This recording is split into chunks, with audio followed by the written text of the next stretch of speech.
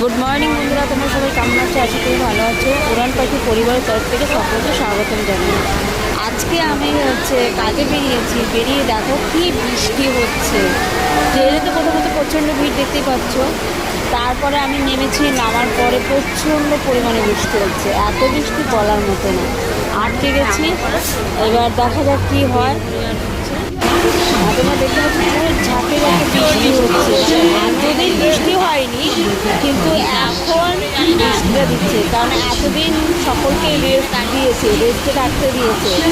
এখন যারা ভিজে যাও, কিছু করার নেই, তাই না? যেহেতু আমার সকাল 8টার থেকে ডিউটি, এবার তোমরা বুঝতে পারছো। এবার এই ডিউটি যদি না যেতে পারি তখন ঝাড় খেতে হয়। শুধু আমি বলি না, অনেকেই ঝাড় খায়। যারা যারা যেতে পারবে না তারা ঝাড় খাবে, কিন্তু কিছু করার নেই। এই বৃষ্টির মধ্যে ভিজবে নাকি? মানুষের শরীর খারাপ হবে নাকি? আগে মানুষের শরীরটা দেখতে হবে, তারপরে তো কাজ, তাই না? আমি দেখো আমরা বসে আছি, বসে বসে বৃষ্টি উপভোগ করছি। আর কি ওর বাড়িতে ফোন করছি, বাড়িতে ভাইয়ের বউকে ফোন করলাম যে দেখো কি বৃষ্টি হচ্ছে। আবার আমার বাড়ির ওইদিকে কোনো বৃষ্টি নেই, মানে মেঘ করেছে কিন্তু কোনো বৃষ্টি নেই। বৃষ্টির আওয়াজ শুনতে পাচ্ছ? প্রচণ্ড আওয়াজ, প্রচণ্ড।